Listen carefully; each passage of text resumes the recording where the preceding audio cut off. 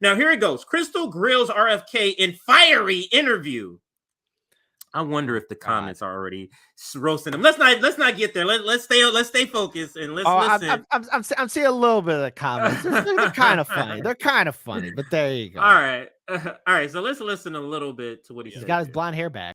All right, everybody, welcome to the show. Today I got a big, beefy one for you. That sounded weird and mildly sexual. Okay, so there's a lot of stuff to get to. RFK, who's now running for president, was interviewed on Breaking Points, and it was interesting, and it was really spicy. My wife. We're going to dive into that. His ass. Why are you titling Krystal grills? Why don't you say my wifey? My wifey ripped RFK for our bestie Marianne. Why isn't it titled that? Why isn't it titled that, kid? I would have titled it better. It'd be like, my Bo Peep handled RFK Jr. All right, let's play. Moments. Then we also have later on today some big breaking news from a day or two ago.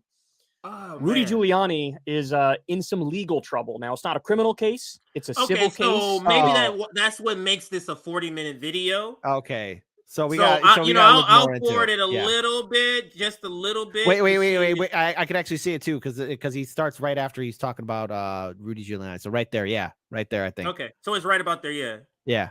Okay, I mean, just put it right there. Okay. Of course, but he also tries to ask fair questions in this interview with RFK. So they're just trying to figure out, hey, what's this guy about, right? Like, what are his main issues? That's all they're trying to do. Care about the most? Why is he bothering to run for president? And look, we get a lot of really, we get a lot of good insight into how he thinks and why he thinks the way he does and what he cares about. So before we dive into it, I will say there was one moment of the podcast that I actually think was very good. You had RFK say he would loosen the sanctions on Venezuela and Cuba. That's nothing but positive. We shouldn't be sanctioning Venezuela. We shouldn't be sanctioning Cuba. We tried to overthrow about 1,000. Yeah, that is a good point. And give Kyle kudos to where, I mean, he is pointing out a point in the video, regardless if his candidate is Marianne Williamson and she married him. He's saying, listen, that is good. Now, he does kind of water it down because I think he actually says he wouldn't have any sanctions on them. He just said loosen here. I think his word is not verbatim, but to the effect of he doesn't have on Cuba and Venezuela. He wouldn't have any sanctions on them at all. I think is the wording that he uses earlier. So kudos to Kyle for at least pointing that part out of the interview. So good. 1,000 times illegally. It was the exact same thing with Venezuela under Trump. We tried to do a violent coup where we pretended Juan Guaido, who was not elected president. Actually, now that's the president. Just absurd. And so he certainly wants to be less interventionist in our foreign policy. That's something I certainly agree with. So a little bit of credit up front, but now let's dive into some more specific stuff. They get into a whole bunch of different issues here. Let's do it. So day one agenda, what are the priorities? The priorities on day one will be pardoning Julian Assange. Pause there to say that's great. That's great. Credit where it's due. Okay. When he did that, oh, so you wanted to stop it in the same place. So when he did that, kid, I was like, wow, I know she wished he had a different answer than that, because that was a fantastic answer, but go ahead.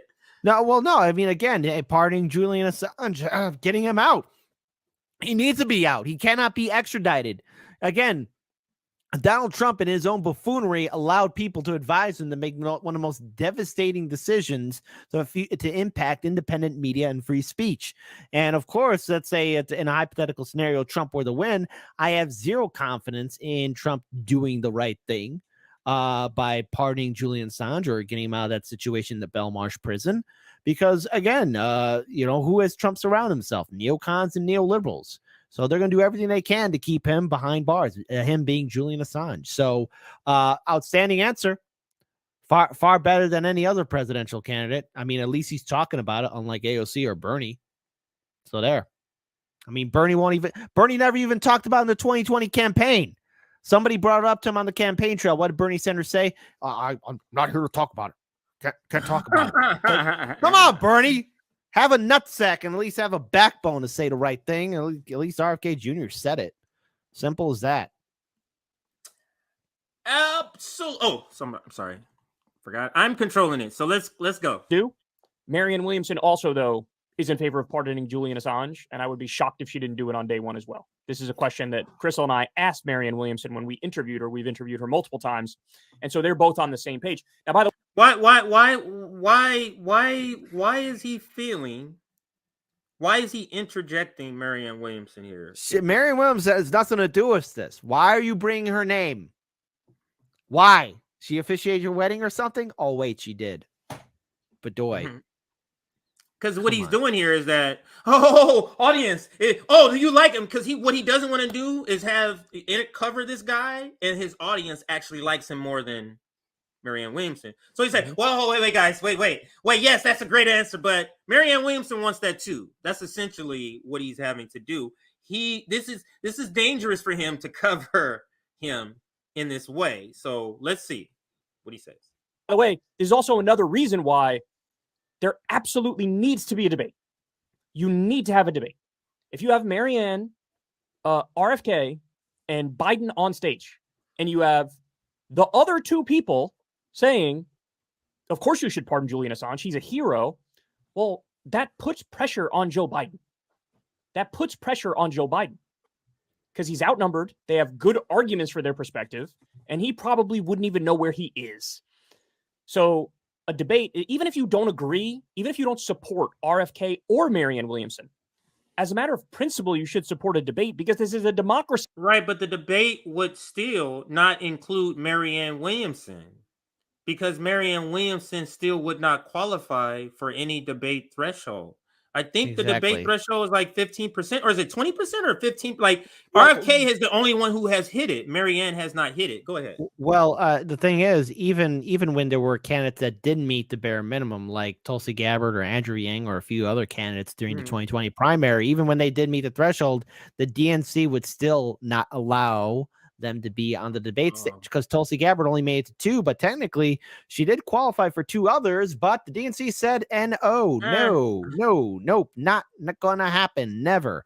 So the same treatment could happen to Marianne Williamson, and the thing is, Kyle is making a lot of assumptions that Marianne Williamson will quickly jump to the defense of Julian Assange on the debate stage, because there's one thing when you assume, you make an ass out of you and me.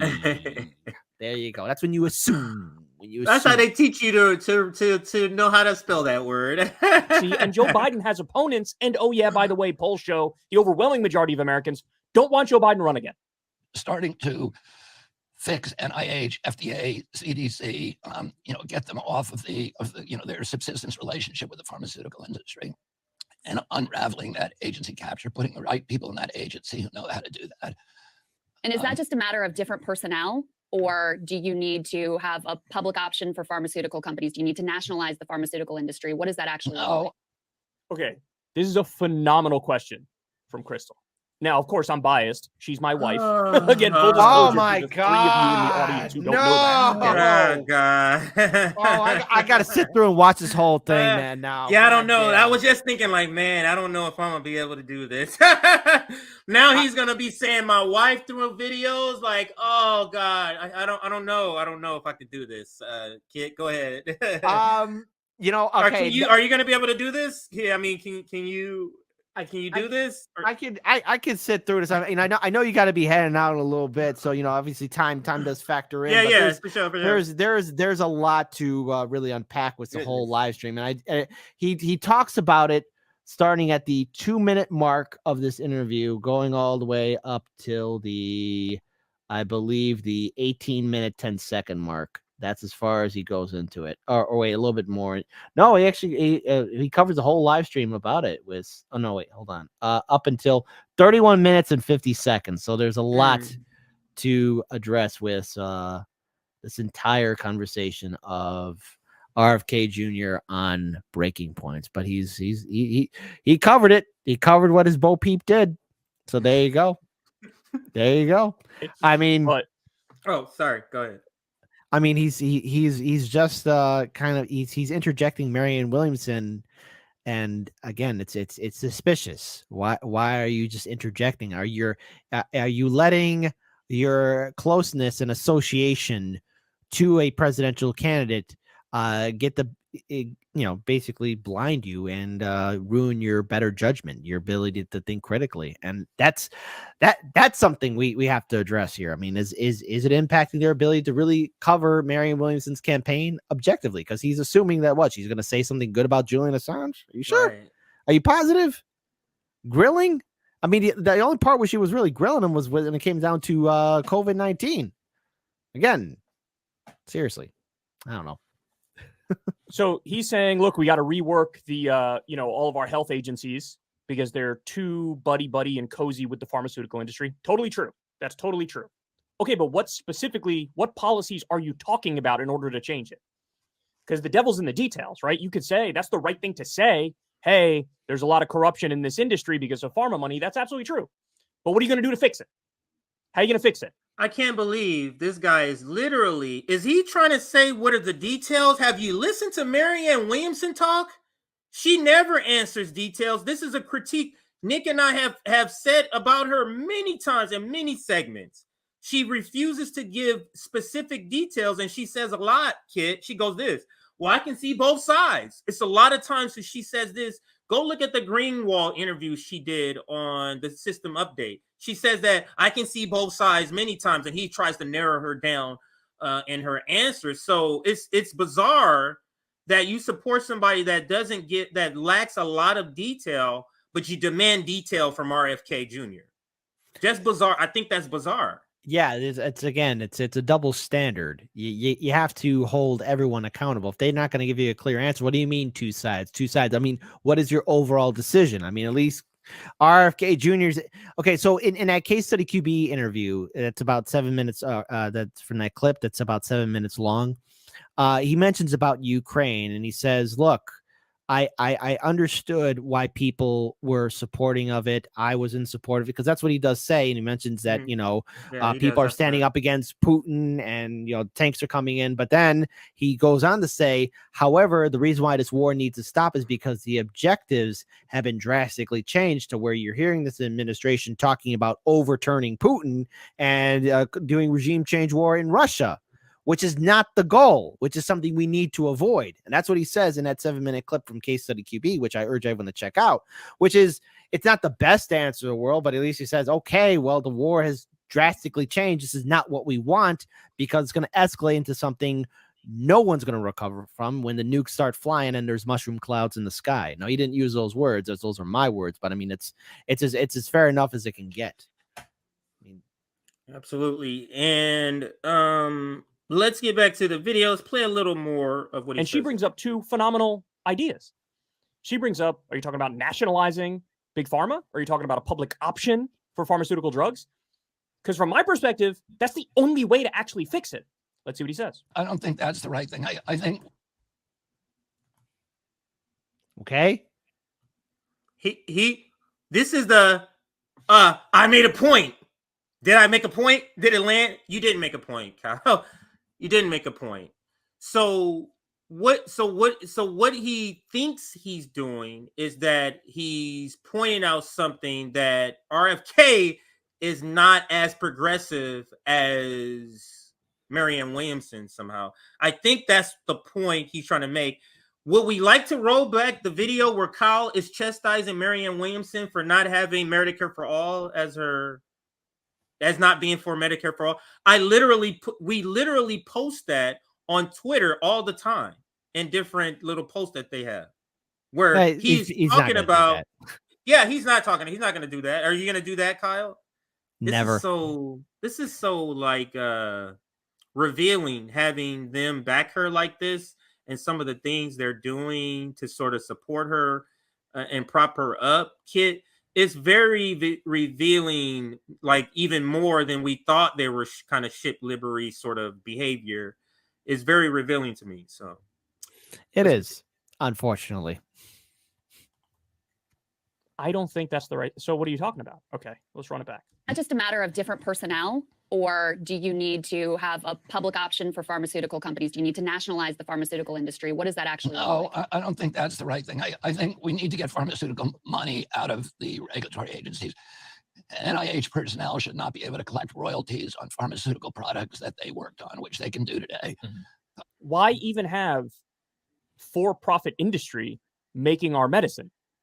Why have it?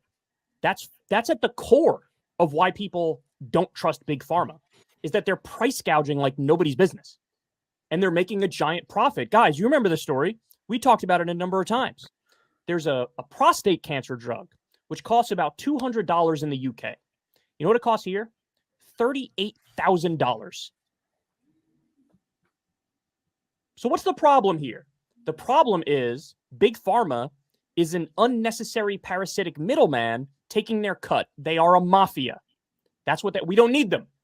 Every single drug developed in the last 2 decades was developed with taxpayer funding, with government funding, and then big pharma swoops in there, buys up the rights to it, and sells it back to us at a massive profit, and they price gouge us. Okay, gotta stop Kyle here. Gotta he's stop saying Kyle is here. This is such a stretch. This is such a grasping for straws. This is such. Go ahead, kid. You wanted to chime in first. Go ahead. Well, first, I mean, again, I'm seeing everyone kind of just getting stressed out because this is stressing me out too, beyond belief. First of all, Kyle.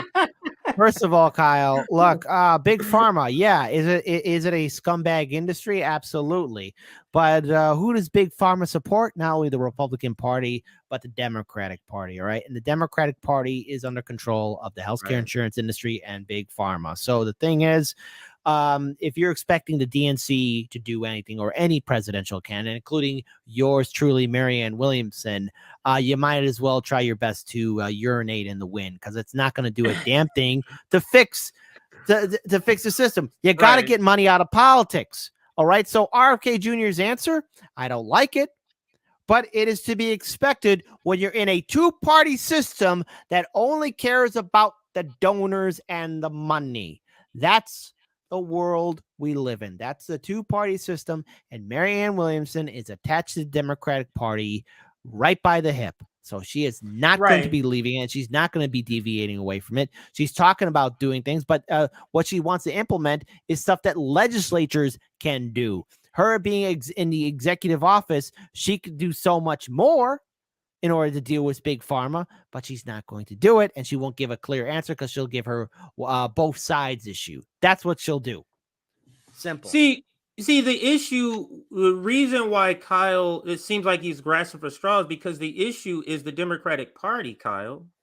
Mm-hmm. See, Kyle wants us to believe, because Marianne Williamson has a different belief than RFK Jr. on this, somehow they should support her over him because of this, when both of them are going into a party where they're not getting it regardless. You get what I'm saying? Mm-hmm. So the party is the problem.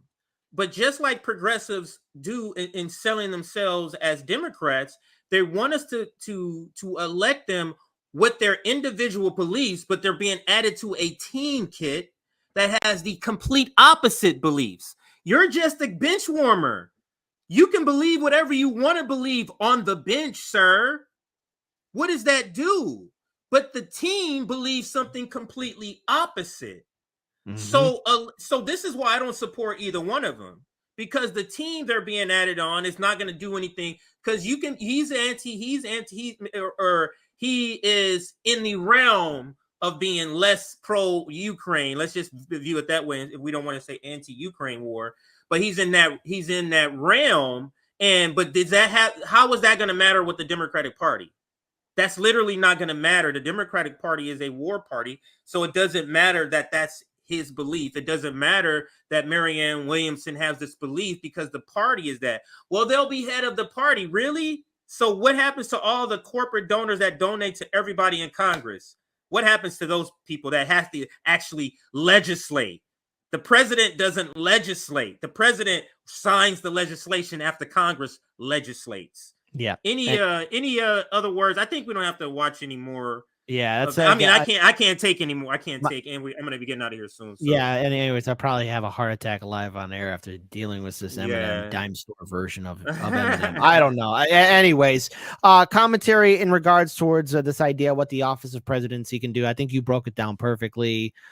In regards towards the fact that, look, the president signs and approves of laws and legislation. They don't make they're not there in the halls of the Senate and the House. Okay, that's the whole practice of a republic.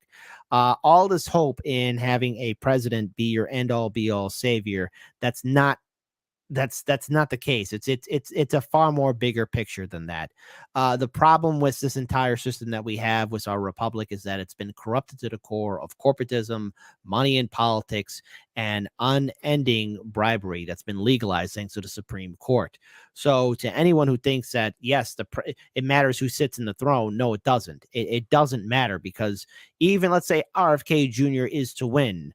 All right, is he going to follow through with all of his campaign promises? I would like to think that he would be able to follow through on some of the issues, but on all of them, look, the whole part of politics is lying to people and telling them that, yeah, things are going to happen.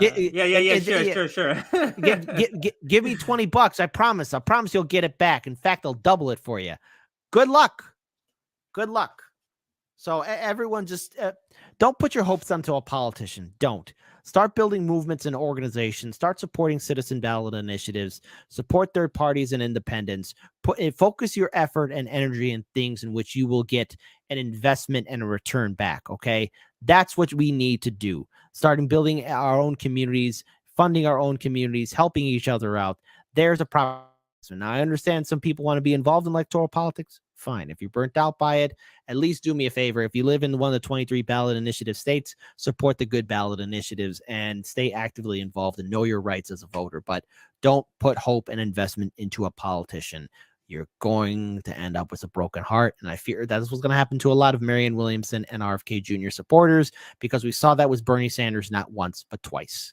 Hell, dare I say it 3 times. He went right away to endorse Joe Biden. There you go. 3 times Bernie let people down. That son of a gun.